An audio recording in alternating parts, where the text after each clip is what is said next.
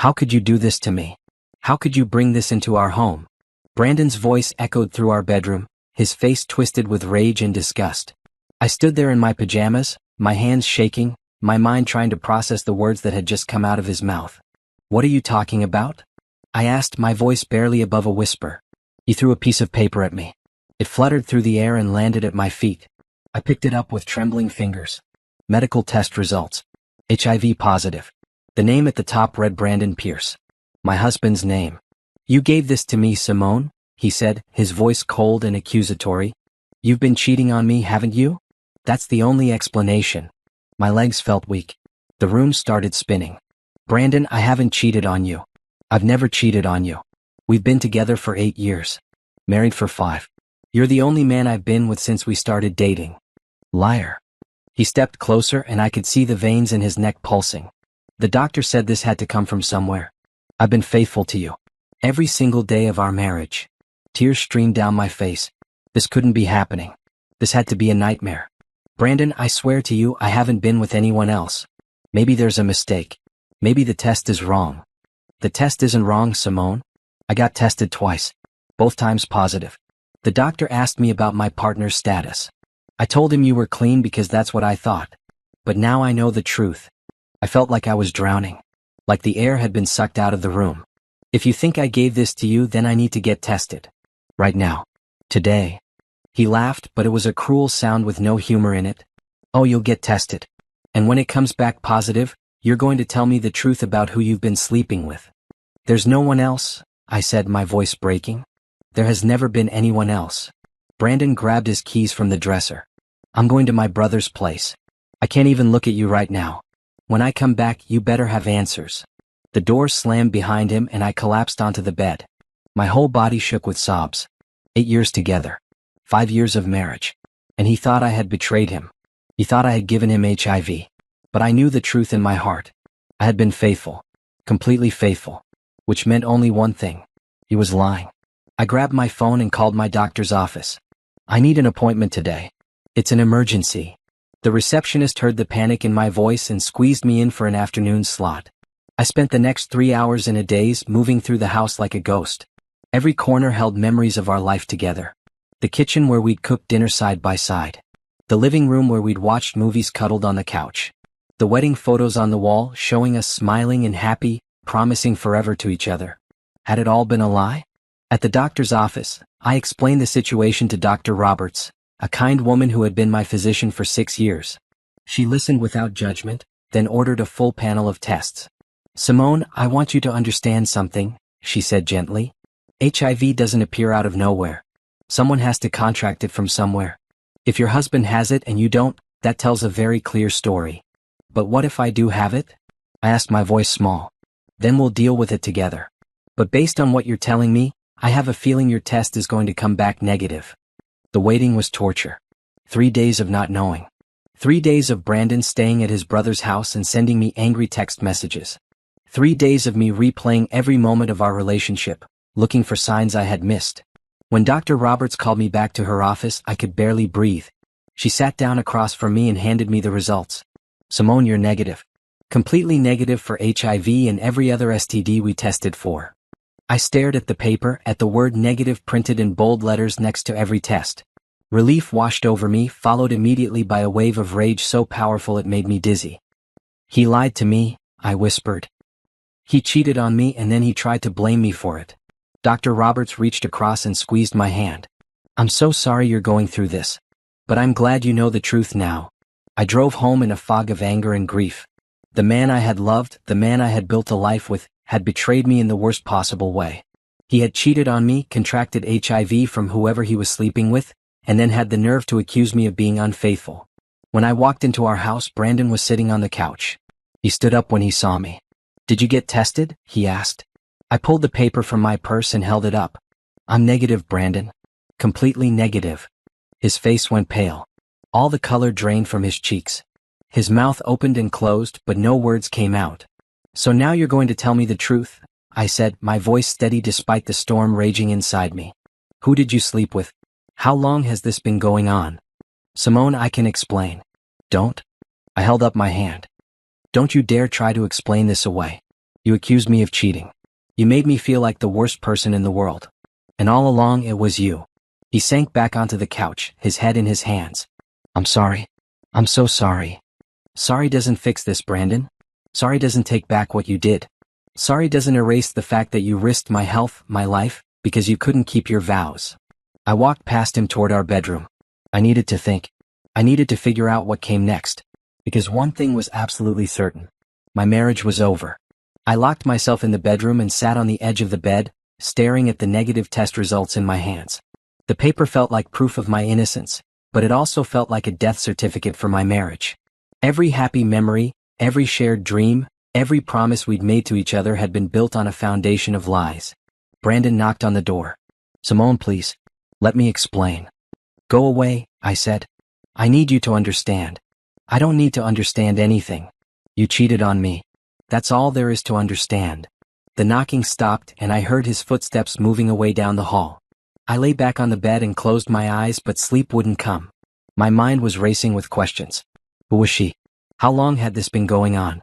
Had he been careful at all, or had he just not cared about the consequences? Around midnight, I got up and went to the kitchen for water. Brandon was asleep on the couch, his phone on the coffee table next to him. Something inside me, some instinct, told me to look. I picked up his phone. I knew his passcode because we'd never had secrets. At least that's what I thought. I opened his messages and started scrolling. There were texts from a contact labeled G that made my stomach turn. Messages going back months. Over a year, actually. Flirty messages. Explicit messages. Plans to meet up.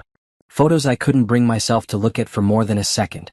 One message from 3 weeks ago caught my eye. G, I need to tell you something. Please don't be mad. Brandon, what's wrong? G, I went to the doctor. Brandon, I'm positive. For HIV. You need to get tested. Brandon, what? How could you let this happen? G, I'm sorry. I didn't know. Please, we need to talk about this. Brandon, don't contact me again. This is over. I scrolled further and found more messages. G, you can't just abandon me. We've been together for over a year. Brandon, I have a wife. This was a mistake. G, a mistake? You told me you were going to leave her. Brandon, I never said that. Don't contact me again or I'll block you. My hands shook as I scrolled through message after message. A year. He'd been cheating on me for over a year with a woman named Gabrielle. He'd made promises to her. Spent time with her. Built a whole secret relationship while coming home to me every night and pretending everything was fine.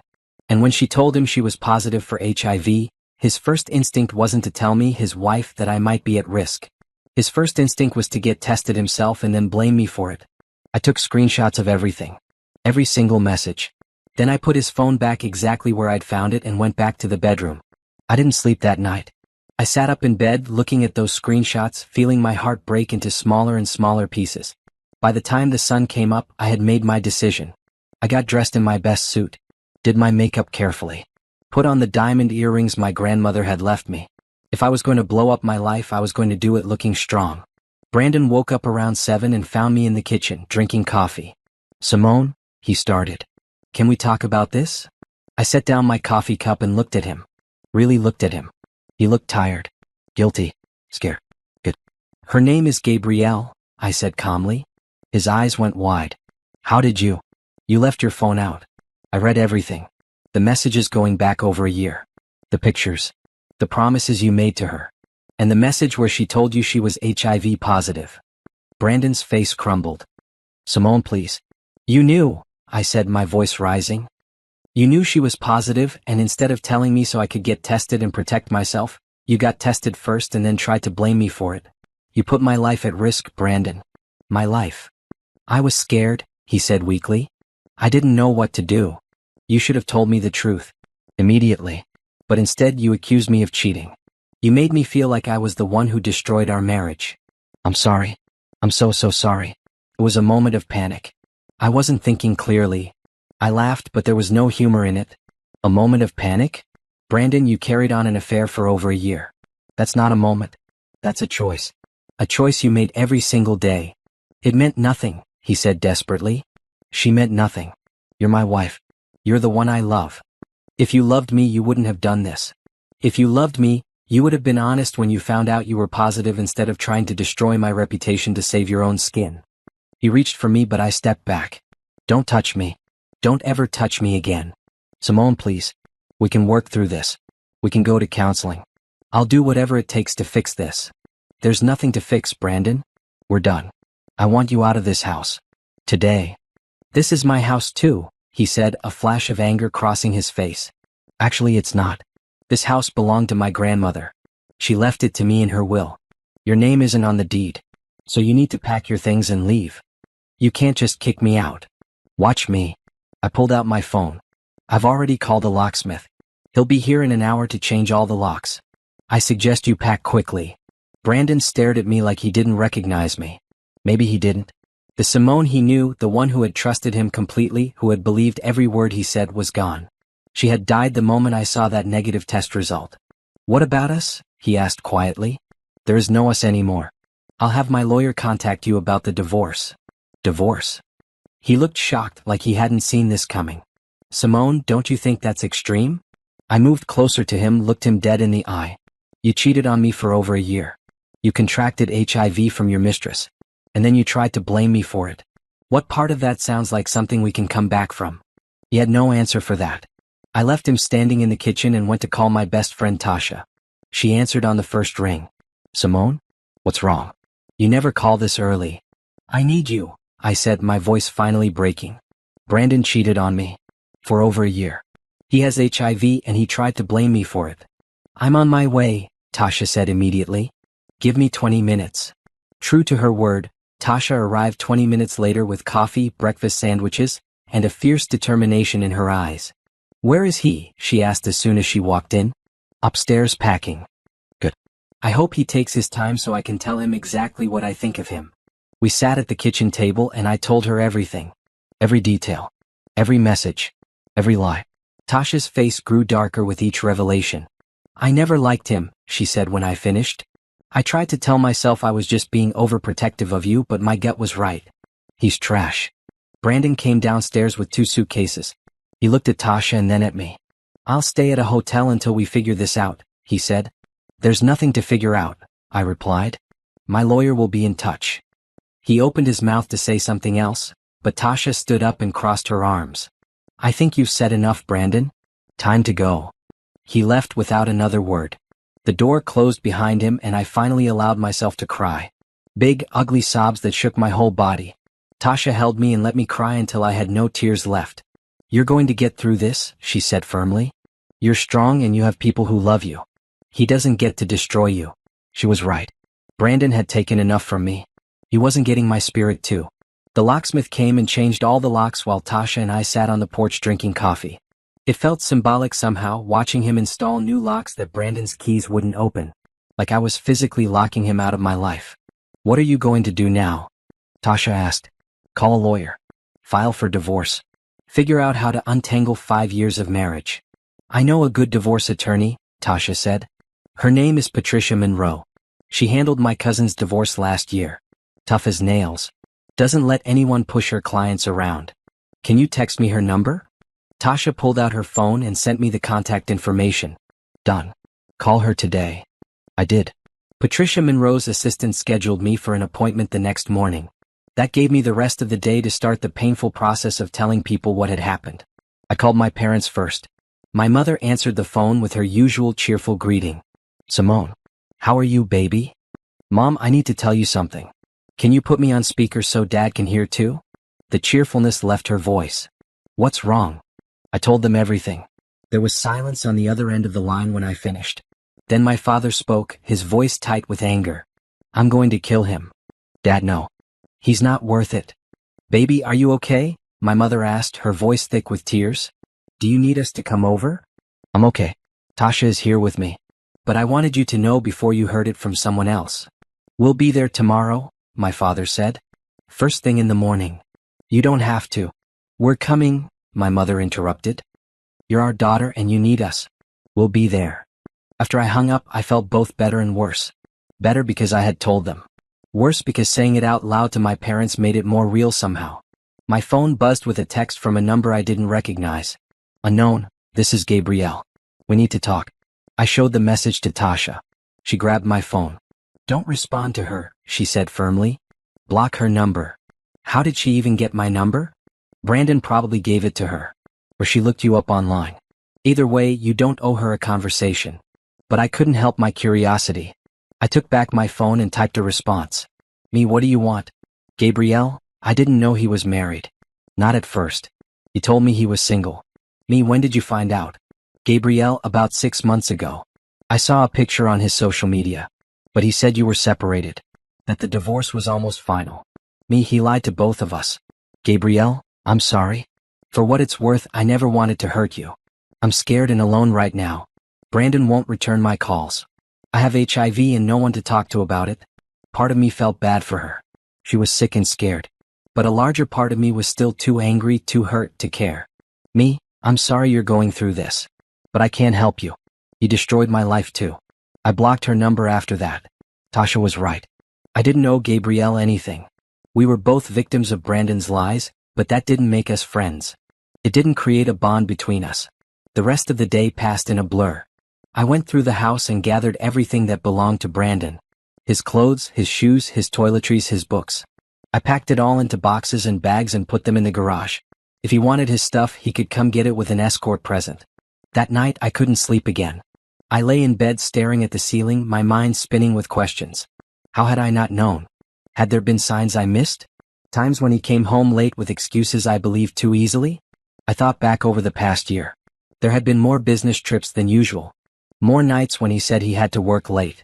More times when he was on his phone, smiling at messages he said were from coworkers. I had trusted him completely. Never questioned him. Never doubted him. And that trust had been my biggest mistake. Around 3 in the morning, my phone rang. It was Brandon. I didn't want to answer, but something made me pick up. What do you want? I can't sleep, he said. His voice sounded rough, like he'd been crying. Simone, I made the biggest mistake of my life. Please, can we talk about this? There's nothing to talk about. I love you. I've always loved you. It was just a stupid mistake. A mistake is forgetting to pick up milk at the store, Brandon. Having an affair for over a year is a choice. Getting HIV and then blaming me for it is evil. I was scared, he said again. I panicked. I know that doesn't excuse it, but I wasn't thinking clearly. Do you know what I keep thinking about? I asked. I keep thinking about all the times we were together. Intimate. And you didn't tell me you'd been with someone else. You didn't tell me I might be at risk. You put my life in danger, Brandon. You could have given me HIV, and you didn't care enough to warn me. I was negative when I was with you. The doctor said I contracted it recently. That doesn't make it better. You still cheated. You still lied. You still tried to destroy my reputation to save your own. I know I messed up. But please, Simone. 5 years of marriage has to count for something. It did count for something. It counted for me being faithful and honest and committed to you. But apparently it didn't count for you. That's not fair. Fair? I laughed bitterly. You want to talk about fair? Is it fair that I'm up at 3 in the morning crying over a man who didn't respect me enough to stay faithful? Is it fair that I have to get retested in 6 months because even though I'm negative now, there's a window period? Is it fair that my whole life has been turned upside down because you couldn't keep your vows? He was quiet for a long moment. I'm sorry, Simone. I'm truly deeply sorry. Sorry doesn't fix this. Sorry doesn't turn back time. Sorry doesn't make me trust you again. So that's it? We're just over? Yes, Brandon. We're over. I'm meeting with a lawyer tomorrow to start divorce proceedings. I'll have her contact you. You're really going to throw away 5 years over one mistake? You threw away 5 years the moment you started sleeping with Gabrielle. I'm just acknowledging what you already destroyed. I hung up before he could respond and blocked his number. Then I blocked him on every social media platform. I deleted our photos together. I removed his email from my contacts. I was erasing him from my life, one step at a time. The next morning, I met with Patricia Monroe. She was exactly as Tasha had described her. Tough, no nonsense, and completely on my side. Tell me everything, she said, pulling out a legal pad. I told her the whole story, showed her the screenshots I'd taken of Brandon's messages with Gabrielle. She took notes and nodded occasionally. This is going to be very straightforward, she said when I finished. He committed adultery. You have proof. The house is in your name only. Do you have joint bank accounts? Yes. 2 checking accounts and a savings account. I'm going to advise you to remove half the funds from the joint accounts and put them in an account in your name only. Today. Right after this meeting. Isn't that illegal? Not if it's your money too. You're married, which means you have equal right to the funds. Once the divorce is filed, the accounts will be frozen anyway. But you need to protect yourself financially. What about his things? Pack them up, put them in storage, and send him the bill. You don't have to keep his belongings in your home. I felt a weight lift off my shoulders. Patricia made it all sound manageable. Like I could actually get through this. One more thing, Patricia said. Does Brandon have any financial claims on the house? No. It was my grandmother's house. She left it to me specifically in her will. Brandon has never paid a mortgage payment on it. Perfect. Then he has no claim to it whatsoever. We'll make sure that's clearly stated in the divorce decree. I left Patricia's office feeling lighter than I had in days. I went straight to the bank and withdrew half the money from our joint accounts, just as she'd advised. It felt strange taking money that we'd saved together. But Patricia was right. I needed to protect myself. My parents arrived that afternoon. My mother hugged me for what felt like forever, and my father looked ready to hunt Brandon down. Where is he? My father asked. Staying at a hotel somewhere. I don't know where and I don't care. Good, my father said. Because if I see him, I won't be responsible for my actions. My mother made dinner while Tasha and my father helped me pack up more of Brandon's things. We worked in silence mostly, the only sounds the rustle of boxes and the tape gun. That night, sitting around the dinner table with my parents and Tasha, I felt something I hadn't expected. Oh, yes, my marriage was over. Yes, I'd been betrayed in the worst possible way. But I was surrounded by people who loved me. People who had my back. People who would help me rebuild. Thank you, I said to all of them, for being here. For helping me through this. Your family, Tasha said simply. This is what family does. My mother reached across the table and squeezed my hand. You're going to get through this, baby. You're stronger than you know. She was right. I was strong. Strong enough to walk away from a man who didn't deserve me. Strong enough to start over. Strong enough to build a new life, a better life. Brandon had broken my heart, but he hadn't broken me. And that was something he would never be able to take away. The first week after Brandon left was the hardest. I kept expecting to hear his key in the lock, kept forgetting that he didn't live there anymore. I'd make dinner for 2 out of habit, then stare at the extra plate and remember. Small moments would hit me out of nowhere. A song on the radio we used to dance to.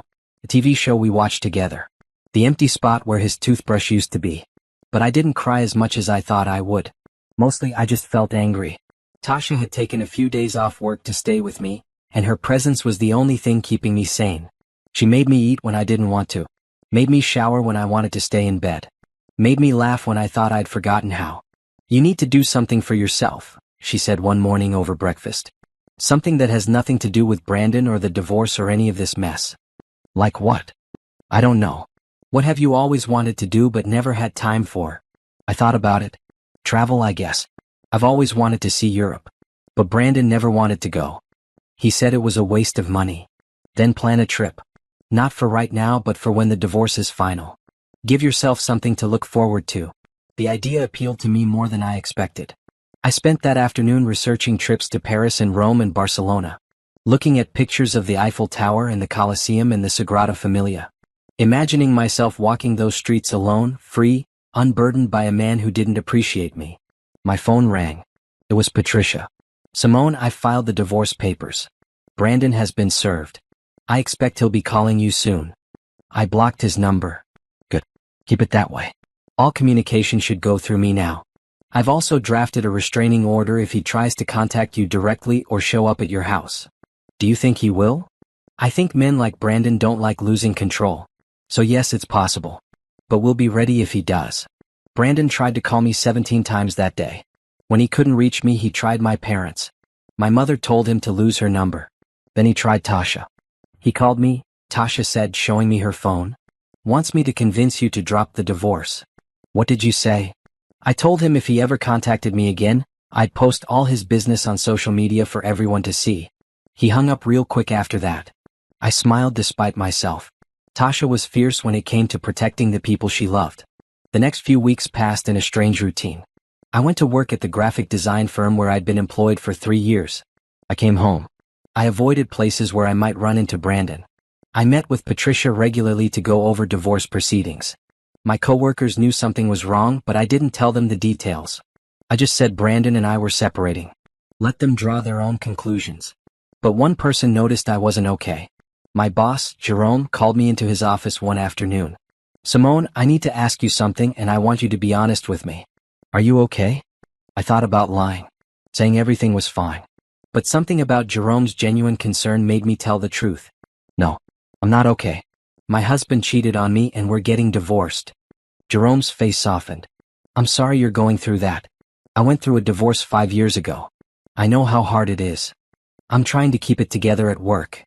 You're doing a good job. But Simone, if you need time off, just say the word. Your mental health is more important than any project. Actually, throwing myself into work has been helping. It gives me something to focus on besides the mess my personal life has become. I understand that. But the offer stands. If you need anything, let me know. I left his office feeling grateful. It was nice to know I had support at work too. That night, I decided to tackle a project I'd been avoiding, redecorating the bedroom. The space still felt like Brandon's and mine. I needed it to feel like just mine. Tasha came over to help. We stripped the bed of the sheets Brandon had slept on and replaced them with new ones I'd bought. We rearranged the furniture.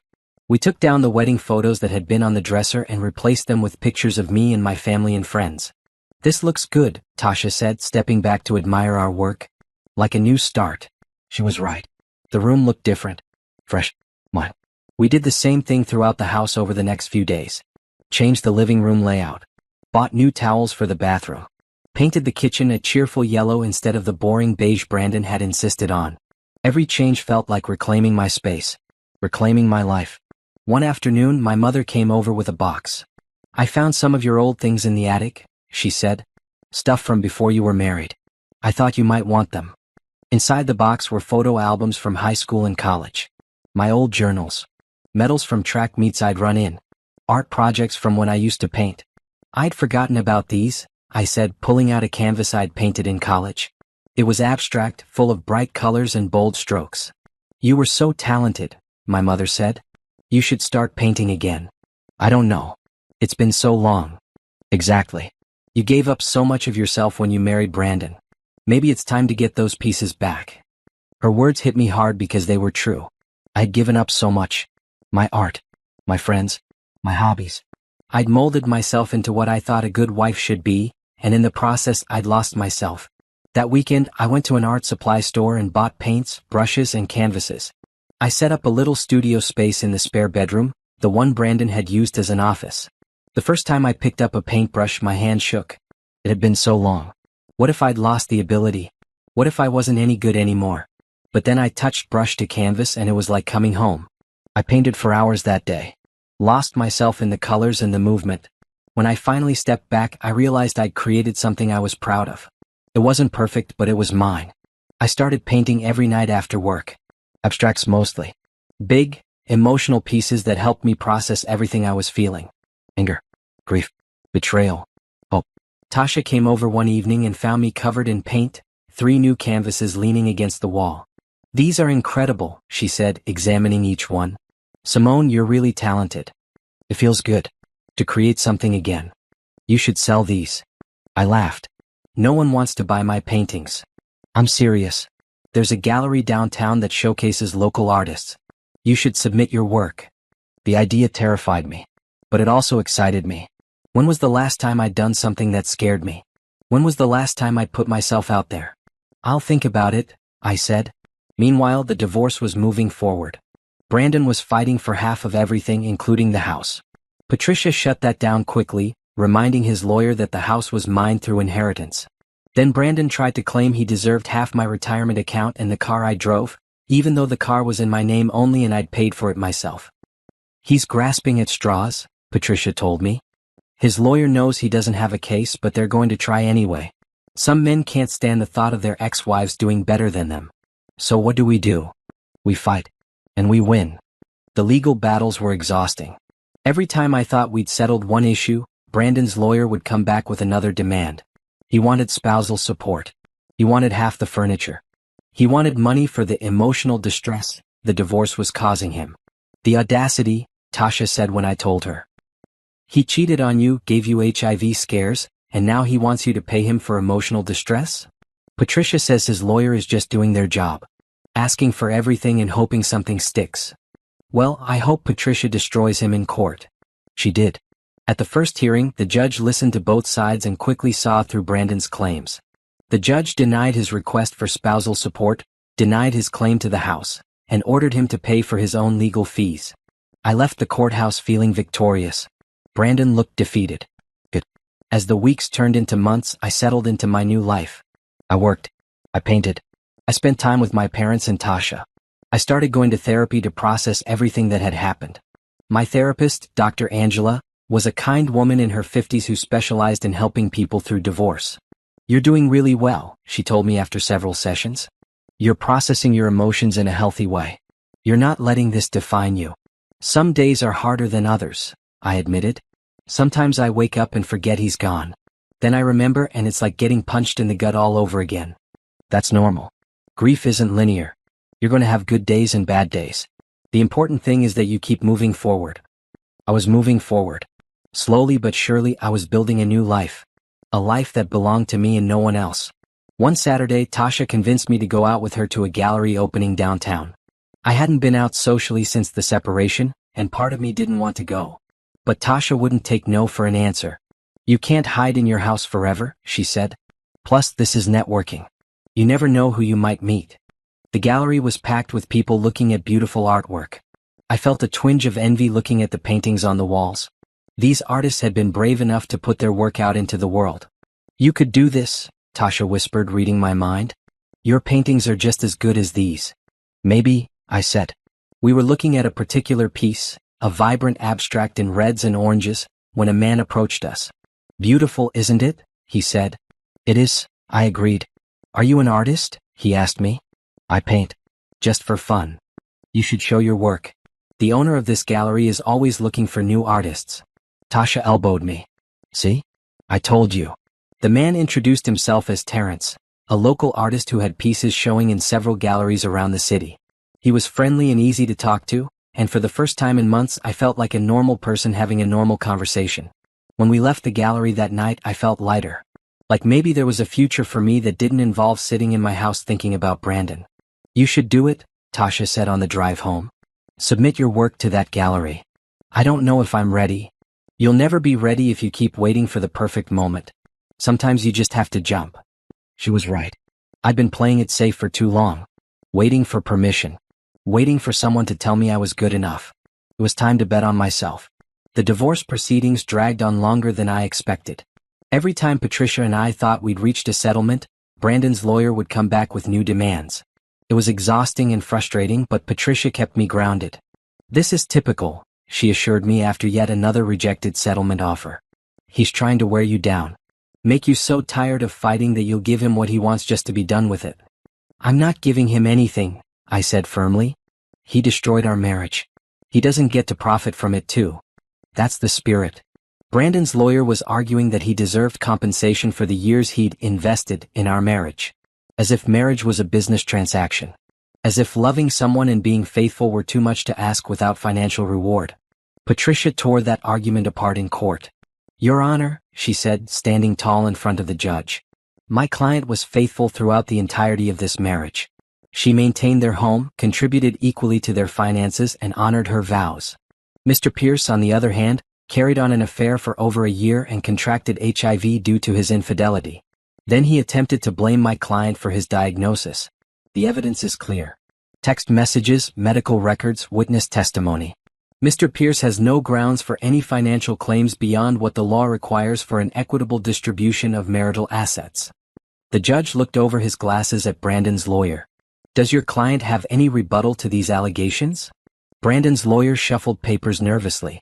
"Your Honor, my client admits to making mistakes, but he believes the marriage assets should still be divided equally. The house in question was inherited by Mrs. Pierce from her grandmother and is not a marital asset," the judge said. "That's been established. What other assets are we discussing?" "The vehicles, the furniture, retirement accounts, and savings."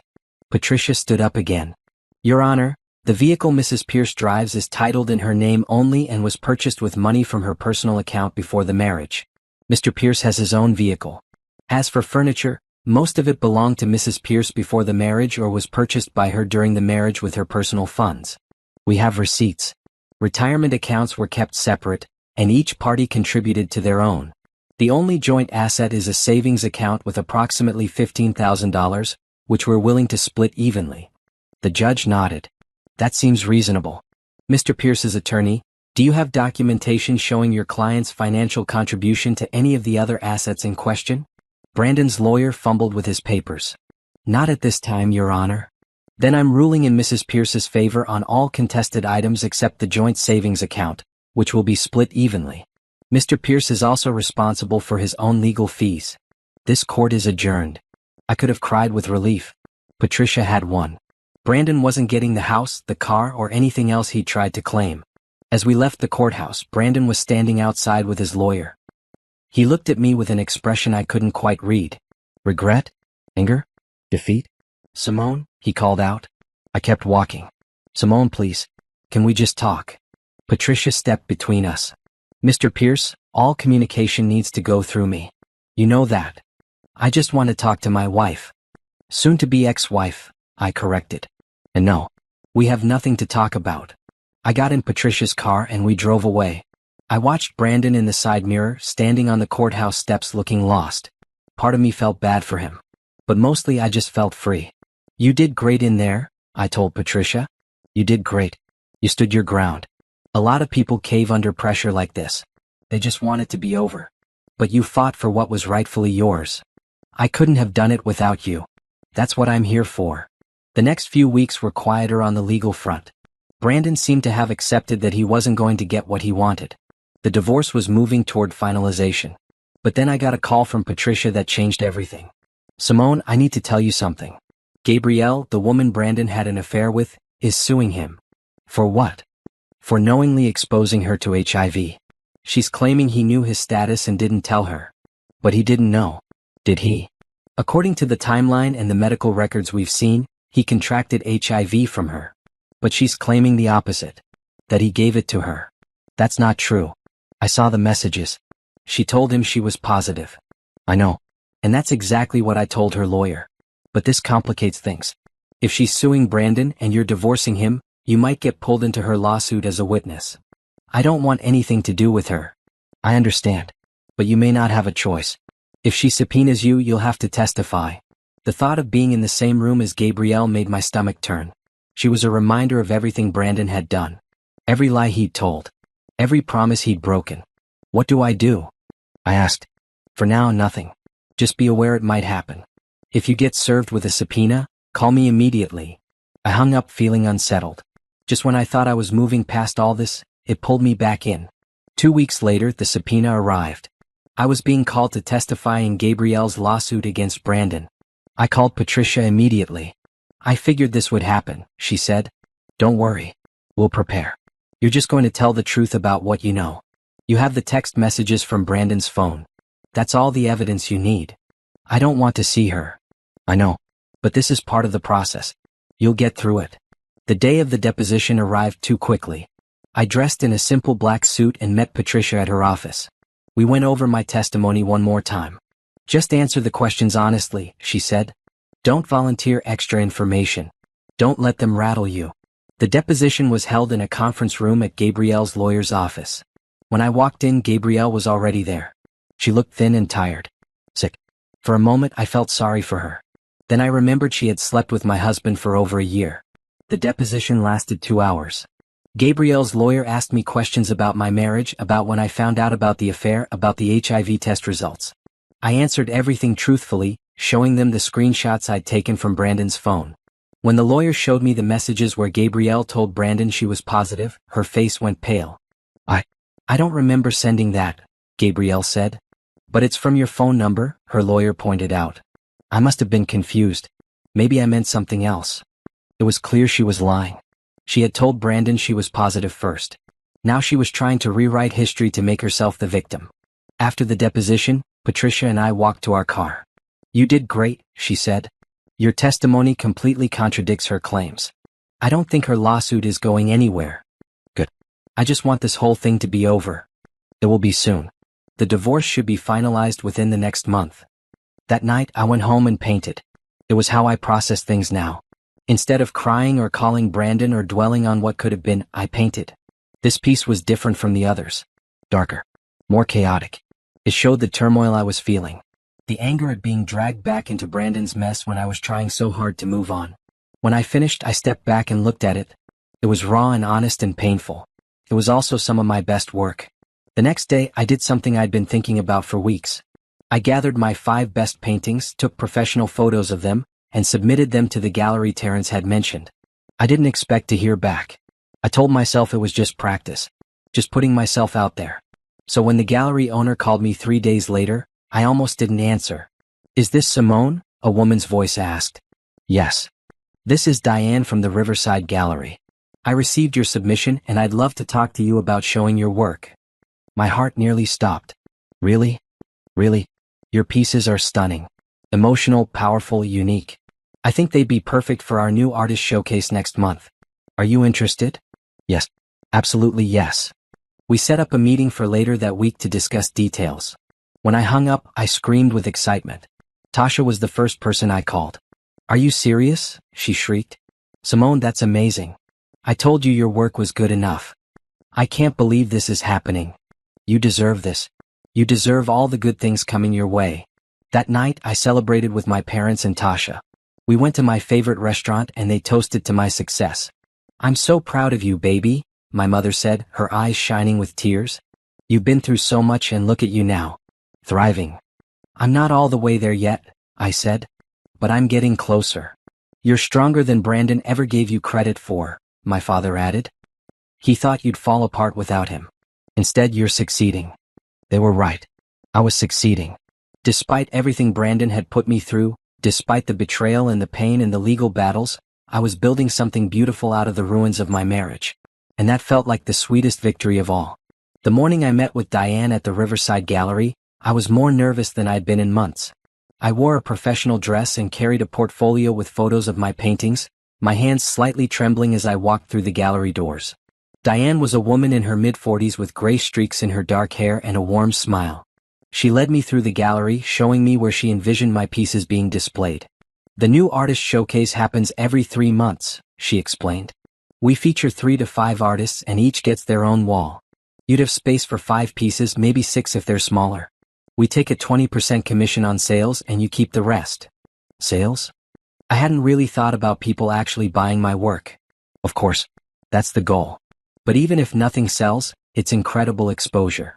We get a lot of foot traffic and our openings are well attended. You never know who might see your work. We discussed pricing, framing, and the opening reception. By the time I left the gallery, I had a contract and a date. 4 weeks from now, my art would be on display for the public to see. I called Tasha from the parking lot. "I did it," I said. "I'm going to have an art show." "Simone, that's incredible. We have to celebrate." That night, Tasha took me out for drinks. We sat at a rooftop bar downtown, the city lights spread out below us, and I felt something I hadn't felt in a long time: excitement for the future. "To new beginnings," Tasha said, raising her glass. "To new beginnings," I echoed. As we talked and laughed, I realized how much my life had changed in just a few months. I'd gone from feeling like my world was ending to feeling like it was just beginning. The divorce was almost final. I had my art show coming up. I'd gotten a raise at work after Jerome saw how much extra effort I was putting in. Everything was falling into place. A week later, Patricia called with the news I'd been waiting for. "The divorce is final," she said. "The judge signed the papers this morning. You're officially single." I sat down on my couch, the weight of those words sinking in. I was single. Free. No longer tied to Brandon in any legal way. "Simone? Are you still there?" "I'm here. I'm just processing." "How do you feel?" "Relieved. Set. Free. All of it at once." "That's completely normal. This is a big moment. Take time to feel whatever you need to feel." After I hung up, I sat in the quiet of my living room and let myself cry. Not because I missed Brandon. Not because I regretted leaving. But because mourning was part of healing. I was saying goodbye to the life I'd thought I'd have. The future I'd imagined.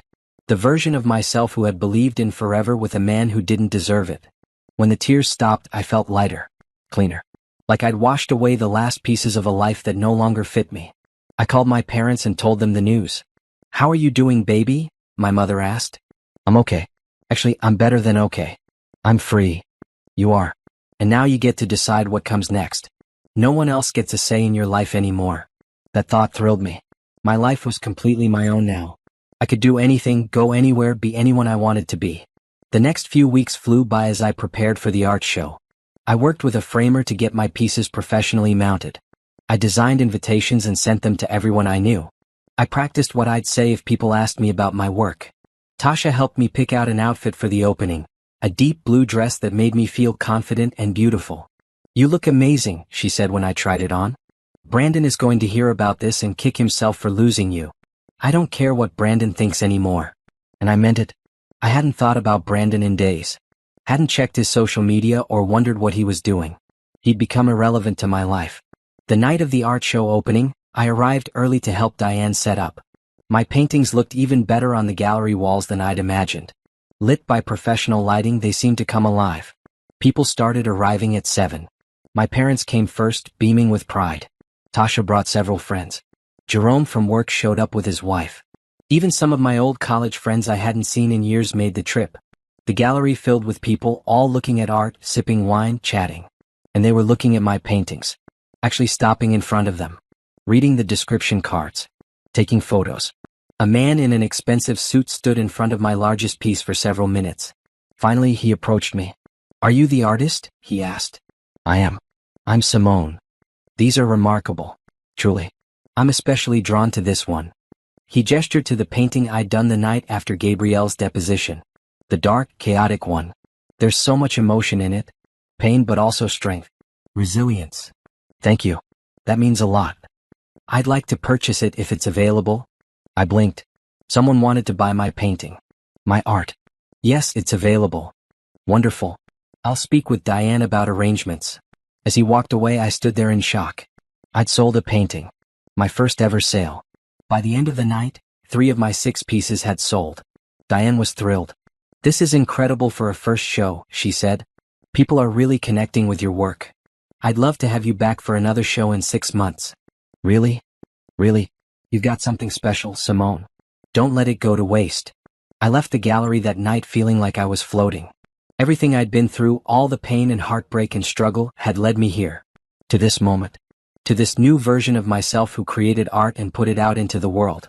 At work the next week, Jerome called me into his office again. "I heard about your art show," he said. "Congratulations." "Thank you. It was a great night. I also wanted to talk to you about something else. We're opening a new position. Senior designer. It would mean more responsibility, more creative control, and a significant pay increase. I think you'd be perfect for it." I stared at him. "Are you serious?" "Completely. You've been doing excellent work, especially these past few months. You've shown dedication and creativity, and I think you're ready for this next step." Yes. Thank you. I'd love to apply." "No need to apply. The job is yours if you want it." I walked out of his office in a daze. A promotion. More money. More creative freedom. Everything was coming together. That night, I treated myself to dinner at a nice restaurant. I sat alone at a table by the window eating good food and drinking wine, and I wasn't lonely. I was content. Happy even. I thought about where I'd been 6 months ago. Devastated. Broken. Believing my life was over. And now look at me. Successful. Independent. Creating art. Living life on my own terms. Brandon had tried to destroy me. He cheated, lied, blamed me for his mistakes, and then tried to take half of everything I owned. But he'd failed. I was still standing. Stronger than ever. My phone buzzed with a text from Tasha. "Drinks this weekend to celebrate your promotion?" I smiled and typed back, "Absolutely." Life was good. Better than good. Was mine. I was at work when Tasha called me, her voice excited. "Girl, have you seen Brandon's Facebook?" "No. I told you I blocked him everywhere." "Why?" "You need to see this. I'm sending you screenshots." A moment later, my phone buzzed with images. I opened them and saw post after post on Brandon's page. People from our neighborhood, from his work, even some of his own family members calling him out. One post from his cousin read, "Can't believe you did Simone like that. She was nothing but good to you. You should be ashamed." Another from a mutual friend, "Just found out what you did. Disgusting. Don't contact me again." Even his mother had commented, "I raised you better than this. I'm disappointed in you." What happened? I asked Tasha. Word got out. About the cheating. About the HIV. About how you tried to blame Simone. It's all over social media. Someone must have talked. I felt a strange mix of emotions. Part of me felt vindicated. The truth was out there. People knew what he'd done. But another part of me felt bad for him. This was public humiliation on a massive scale. How do you feel about this? Tasha asked. Honestly? I don't know. I mean, he deserves it. But it's still a lot. He brought this on himself. Actions have consequences. She was right. Brandon had made his choices. Now he was facing the results. Over the next few days, I heard more stories through the grapevine. Brandon had been fired from his job. Apparently, someone from HR had seen the social media posts and launched an investigation. They discovered he'd been using company time and resources to communicate with Gabrielle. They also found out about the HIV diagnosis and deemed him a liability. His brother, the one he'd been staying with, kicked him out. Said he couldn't have someone like that around his kids. Even the lawsuit from Gabrielle was heating up. Despite her testimony contradicting the text messages, she was pushing forward with her case. Brandon was facing legal fees he couldn't afford and a reputation that was destroyed. I should have felt happy about his downfall. Instead, I felt nothing. Brandon's problems weren't my problems anymore. His life wasn't my concern. I was too busy living my own life. My new position at work was everything Jerome had promised. I had more creative control over projects. I was managing a small team. My paycheck had increased significantly. I was also working on new paintings for my next show at the gallery. Diane had already scheduled it for 4 months out, and I wanted to have at least 8 pieces ready. These new paintings were different from the ones in my first show. They were brighter, more hopeful. They showed transformation, growth. A caterpillar becoming a butterfly, a seed becoming a flower, darkness giving way to light. I was painting my own journey, my own metamorphosis. One Saturday afternoon, I was at the grocery store when I ran into someone I hadn't expected to see. Brandon's mother. She was standing in the produce section looking at tomatoes. When she saw me, her face crumpled. "Simone," she said softly. "Hello, Mrs. Pierce. I'm so sorry for everything my son did to you. I didn't raise him to be that kind of man. I know you didn't. He's staying with me now. His brother won't let him back in the house. He lost his job. Everything is falling apart for him." I felt a flicker of something. Not pity exactly, but not satisfaction either. "I hope he gets the help he needs," I said carefully. "He asks about you sometimes. Wonders how you're doing." "I'm doing very well, actually." Mrs. Pierce smiled sadly. "I can see that. You look happy, healthy. You're glowing." "Thank you. I just wanted you to know that I'm proud of you. For leaving. For standing up for yourself. My son didn't deserve you." Her words brought tears to my eyes. "That means a lot coming from you. You take care of yourself, Simone. And if you ever need anything, you call me. You'll always be family to me, divorce or not." We hugged and then we went our separate ways. That interaction stayed with me for days. It reminded me that Brandon's actions had hurt more people than just me. His family was dealing with the fallout too. But that wasn't my responsibility to fix. A few weeks later, I got a call from Patricia. "Gabrielle dropped her lawsuit against Brandon," she said. "She did? Why?" "The evidence was too strong against her. The text messages you provided proved she was the one who told him she was positive first. Her lawyer advised her to drop it before it went to trial, and she ended up owing Brandon legal fees." "So it's over?" "It's over. You won't be called to testify again. This chapter is completely closed." I hung up feeling like a weight had been lifted. No more depositions. No more lawyers. No more being dragged into Brandon's mess. I was truly free. That night, I went to dinner with my parents and Tasha to celebrate. "To Simone," my father said, raising his glass, "who came out on top despite everything that was thrown at her." "To Simone," everyone echoed. As we ate and talked and laughed, I realized how blessed I was.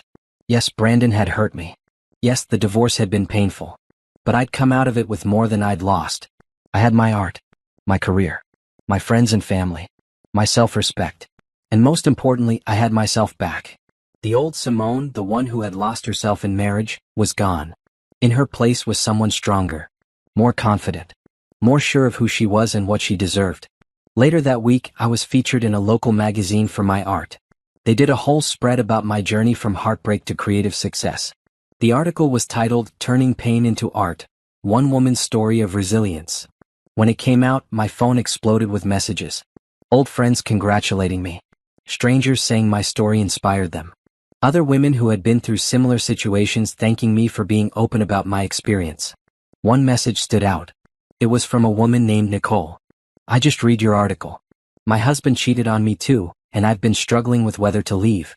Your story gave me the courage I needed. Thank you for sharing it." I responded immediately, "You deserve better than someone who doesn't respect you. It's hard, but leaving was the best decision I ever made. You're strong enough to do this." She wrote back, "Thank you. I'm meeting with a lawyer tomorrow." That exchange reminded me why I'd agreed to do the article in the first place. Not for attention or sympathy, but because my story might help someone else. Might give another woman the courage to leave a situation that wasn't serving her. If I could do that, if my pain could help someone else avoid or escape their own pain, then it was worth it. Brandon tried to contact me one more time after the article came out. He sent an email to my work address, the only one he had left that I hadn't blocked. "Simone, I saw the article. I'm proud of you for everything you've accomplished. I know I don't have the right to say this, but I'm sorry for everything. I hope one day you can forgive me." I read it once, then deleted it without responding. Forgiveness might come someday. But it wouldn't come from a place of obligation. It would come when I was ready, if I was ever ready. And it would be for me, not for him. For now, I was focused on moving forward. On building the life I deserved. On being the person I was always meant to be. And that person didn't include Brandon in any way. The day the final divorce papers arrived felt surreal. I held the envelope in my hands, knowing what was inside, but somehow still surprised it was real. I opened it carefully and read through the decree. Everything was exactly as Patricia had fought for. The house was mine. My car was mine. My retirement account was mine. We'd split the joint savings account evenly, and Brandon was responsible for his own debts and legal fees. It was over. Officially. Completely. Finally. I called Patricia to thank her one more time. "You fought hard for this," I told her. "I can't thank you enough.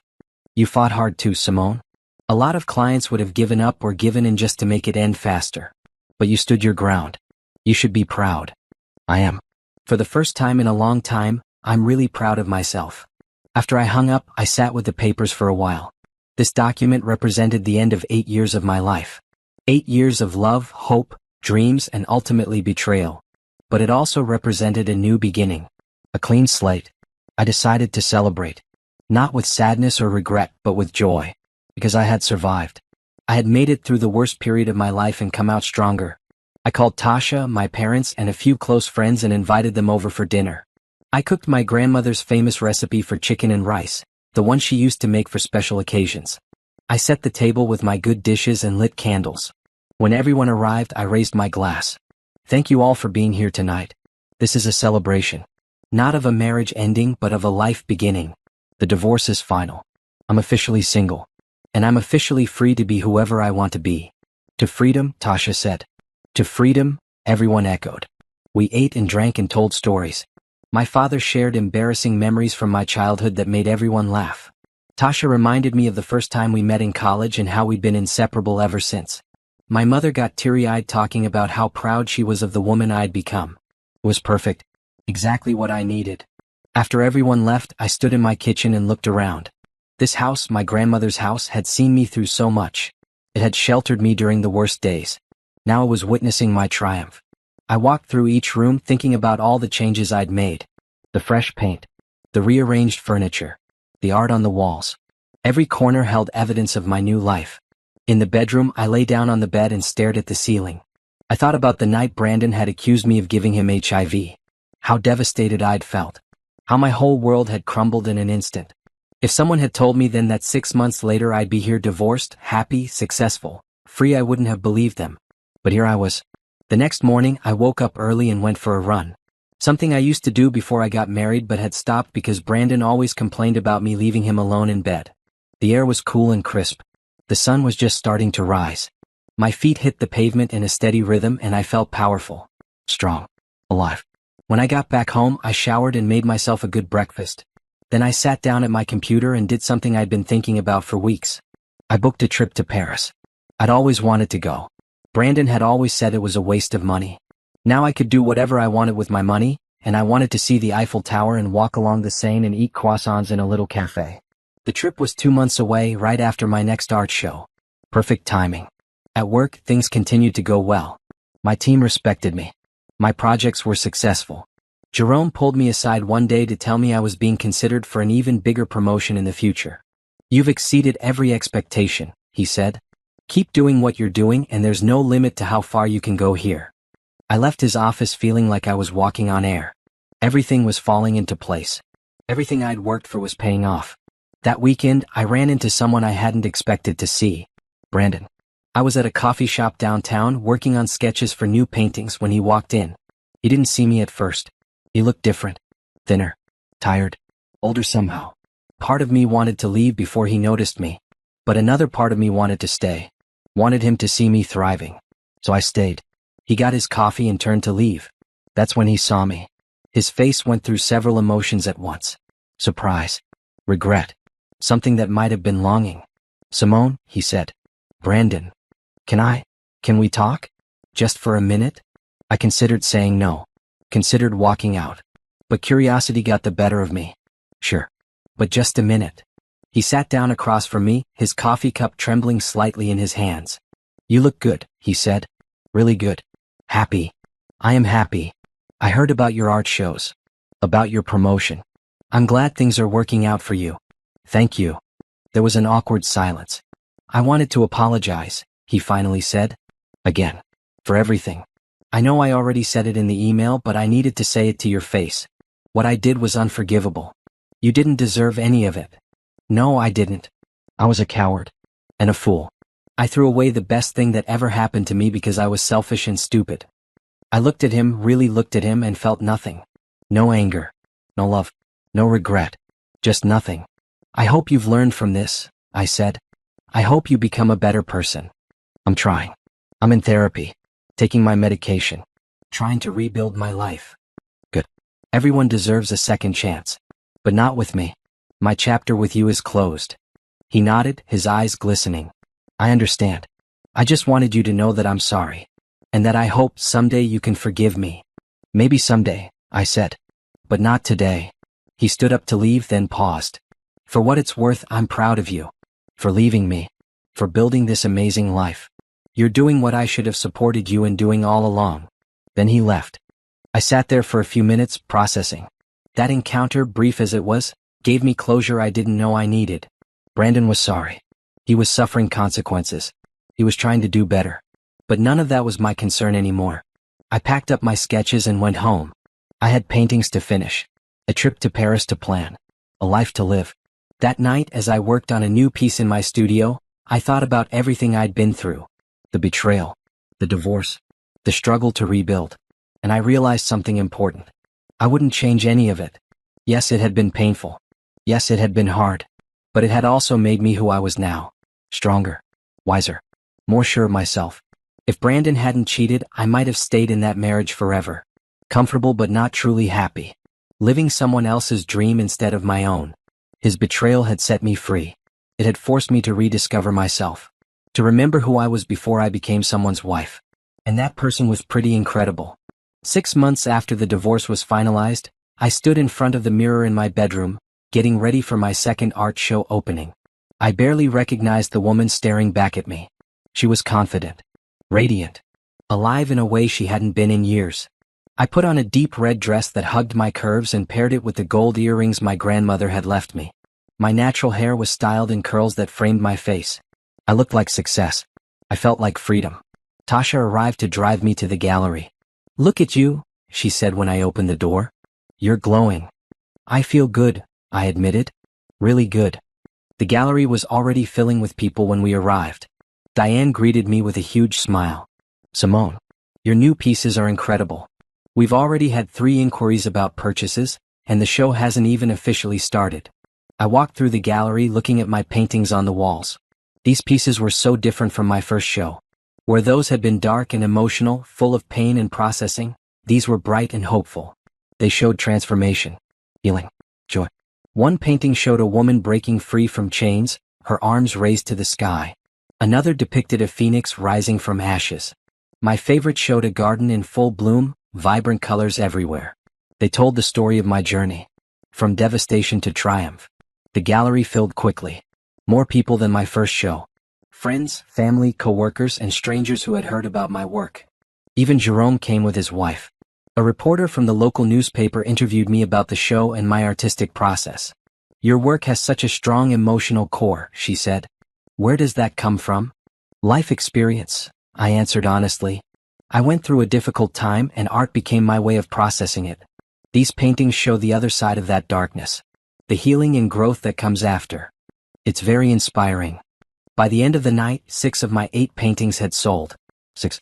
People were connecting with my work, seeing themselves in it, finding hope in it. Diane pulled me aside as the event was winding down. "Simone, I have a proposal for you. There's a gallery in New York that's looking for emerging artists to feature. I'd like to recommend you. Are you interested?" New York. My heart raced. I know it's a big step, but I think you're ready. Your work deserves a bigger audience. "Yes," I said without hesitation. "I'm interested."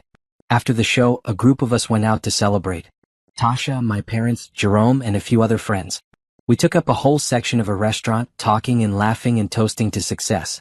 "I'm so proud of you, baby," my mother said, squeezing my hand. "Look at everything you've accomplished." "I couldn't have done it without all of you," I said, looking around the table at the people who had supported me through everything. My father raised his glass. "To Simone, who turned pain into purpose and came out stronger than ever. To Simone." The next week, I met with Diane and the representative from the New York gallery via video call. They wanted to feature me in a group show in 3 months. It would mean creating new pieces and potentially traveling to New York for the opening. "I'm in," I said. Everything was happening so fast, but it felt right. Like pieces of a puzzle falling into place. At work, the promotion Jerome had mentioned came through. I was now creative director, overseeing multiple teams and major projects. The pay increase was significant. The recognition even more so. I celebrated by finally booking that trip to Paris I'd been planning. 2 weeks in France. Staying in a charming hotel in Montmartre. Visiting museums and cafes and all the places I'd dreamed about. I'd be going alone, and that didn't scare me. It excited me. The day before my trip, I got my hair and nails done. Bought new clothes and a nice camera. Packed carefully, making sure I had everything I needed. Tasha drove me to the airport. "Call me when you land," she said, hugging me tight. "And send lots of pictures." "I will. Thank you for everything, Tasha. For being there through all of it. That's what best friends are for. Now go have the adventure of a lifetime." The flight to Paris was long but peaceful. I slept, read, sketched ideas for new paintings. When we landed and I stepped out into the Paris airport, I felt like I was stepping into a new chapter of my life. I took a taxi to my hotel and checked into a room with a view of the city. After freshening up, I walked out into the streets of Paris for the first time. It was everything I'd imagined and more. The architecture. The cafes. The way people moved through the streets with such casual elegance. I felt like I was in a dream. For 2 weeks, I explored. I visited the Louvre and stood in front of the Mona Lisa. I climbed to the top of the Eiffel Tower and looked out over the entire city. I ate croissants for breakfast and drank wine with dinner. I sketched in parks and took thousands of photos. I met people from all over the world. Had conversations in broken French and English. Laughed with strangers who became temporary friends. And I did it all alone. Confidently. Happily. One evening, I sat at a cafe near the Seine, watching the sunset paint the sky in shades of orange and pink. I thought about where I'd been a year ago. Crying in my bedroom. Devastated by Brandon's betrayal. Convinced my life was over. And now here I was. In Paris. Successful. Free. Living the life I'd always dreamed of. I pulled out my phone and took a selfie with the Eiffel Tower in the background. I looked happy. Genuinely, completely happy. I posted it to social media with the caption, "Living my best life." Finally. The comments came flooding in. Friends congratulating me. Family members saying they were proud. People I barely knew telling me I was inspiring them. And one comment from Brandon, "You look amazing. I'm happy for you." I didn't respond. I didn't block him. I just scrolled past it like it meant nothing. Because it did mean nothing. He meant nothing. His opinion of my life didn't matter anymore. When I returned from Paris, I was tan and refreshed and full of new ideas for paintings. I'd filled 2 sketchbooks with drawings and concepts inspired by my trip. Work welcomed me back with open arms. I dove into projects with renewed energy and creativity. The New York Gallery show was coming up, so I spent every evening working on new pieces. I wanted them to capture the feeling of Paris. The romance and beauty and freedom I'd experienced there. 3 months later, I flew to New York for the opening. Diane came with me for support. The gallery was in Soho, sleek and modern. My work was displayed alongside two other emerging artists. But walking through the space, I felt like my paintings held their own. The opening was attended by art collectors, critics, and enthusiasts. People moved through the gallery, studying each piece, discussing them in hushed voices. A woman in her 60s approached me. "Are you Simone?" she asked. "I am. Your work is extraordinary. The emotion in it is palpable. I own a private collection, and I'd like to purchase 2 of your pieces." "Thank you. That means so much." She wasn't the only one. By the end of the night, 5 of my 7 pieces had sold. The gallery owner was thrilled. "You have a real future in this," he told me. "I'd love to work with you again." Flying back home, I felt like I was floating. Everything I'd worked for was coming together. My art was being recognized. My career was thriving. My life was full and rich and entirely my own. I thought about Brandon sometimes. Wondered how he was doing. But those thoughts were fleeting and held no emotion. He was part of my past, but he had no place in my future. My future belonged to me. 1 year after the divorce was finalized, I stood in my living room looking at the invitation in my hand. A mutual friend was getting married and had invited both Brandon and me to the wedding. I debated whether to go. Part of me wanted to avoid the possibility of seeing him. But a larger part of me wanted to go. To show up looking amazing and living my best life. So I RSVP'd yes. I bought a stunning dress for the occasion. Emerald green, fitted perfectly, making me look and feel like $1 million. I got my hair and makeup done professionally. When I looked in the mirror, I saw a woman who was thriving. Tasha came with me to the wedding. She'd been my rock through everything, and I wanted her there for moral support. We arrived at the venue, a beautiful garden with white flowers everywhere. The ceremony was lovely. The bride looked radiant. Love was in the air. During the reception, I was chatting with old friends when I felt someone watching me. I turned and saw Brandon across the room. He looked rough. His suit didn't fit quite right. He'd gained weight. He looked tired and older than his years. He was alone, standing by himself near the bar. When our eyes met, I saw something in his face. Regret. Longing. Loss. He started walking toward me. "Here we go," Tasha muttered beside me. Brandon approached slowly, like he was afraid I might run away. "Simone," he said. "You look incredible." "Thank you. Can we talk? Just for a minute?" I looked at Tasha. She raised an eyebrow, leaving the decision to me. "Sure," I said. 1 minute. We stepped away from the crowd, finding a quiet corner of the garden. "I heard about your success," Brandon said. "The art shows. The promotion. The trip to Paris. I'm genuinely happy for you." "Thank you. I've been trying to get my life together. Started a new job. Still in therapy. Taking care of my health. But it's been hard." "I'm sure it has." He looked down at his shoes. "I think about you all the time. About what we had. What I threw away. Brandon, I know. I know you've moved on. I can see it. You're happy. Successful. Everything I should have supported you in being when we were together. But I was too selfish.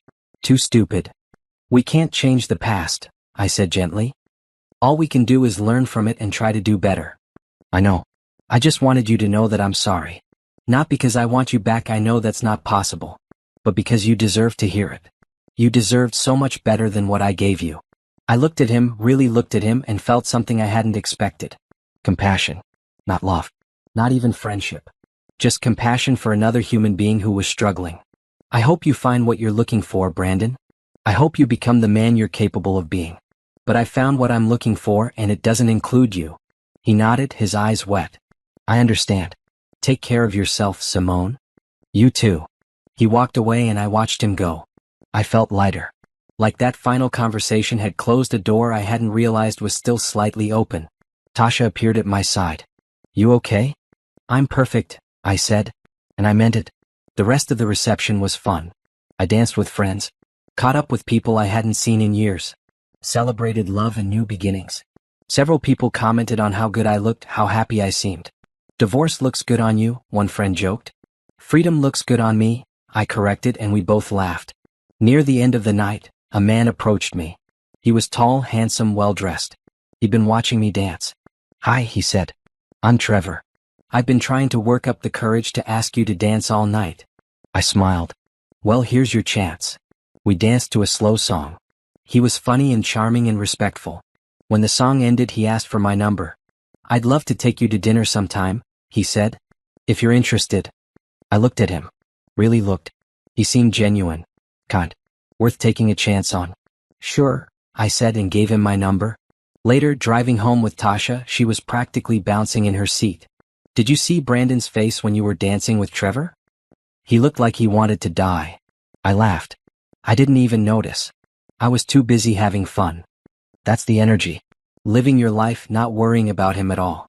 That's the ultimate revenge. She was right.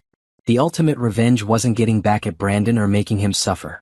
It was being happy, being successful, living well. That was the victory. The next few months continued the upward trajectory. I went on a few dates with Trevor. He was nice and we had fun together, but I wasn't in a rush to get serious. I was enjoying my independence too much. My art career continued to flourish. I had pieces in 3 different galleries now. I'd been commissioned to create work for a corporate office building. I was making real money doing something I loved. At work, I was being groomed for an executive position. Jerome told me I was one of the most valuable members of the team. My life was full, rich, meaningful. I woke up every morning excited about the day ahead. I went to bed every night grateful for what I had. 1 year to the day after I'd shown Brandon my negative HIV test results, I threw myself a party. Not a pity party. A celebration party. 1 year of freedom, I told my guests. 1 year of living life on my own terms. 1 year of becoming the woman I was always meant to be. Everyone raised their glasses. To Simone. I looked around at the faces of the people I loved. My parents, Tasha, my coworkers, my new friends, people who supported me, uplifted me, celebrated me. This was my life now. This was my victory. Not because I'd destroyed Brandon or gotten revenge or made him suffer, but because I'd saved myself. I'd rebuilt myself. I'd created a life so beautiful and fulfilling that what he'd done to me barely mattered anymore. That night, after everyone left, I sat on my porch with a glass of wine and looked up at the stars. I thought about the woman I'd been a year ago. Broken. Devastated. Convinced her life was over. And I thought about the woman I was now. Strong. Successful. Free. I'd done it. I'd survived the worst betrayal of my life and come out better for it. Brandon had tried to break me. Instead, he'd freed me. And now I was flying. I raised my glass to the sky. Thank you, I whispered, for showing me who I really am. The stars twinkled back at me and I smiled. Life was good. Better than good. Life was mine. And that was the sweetest victory of all.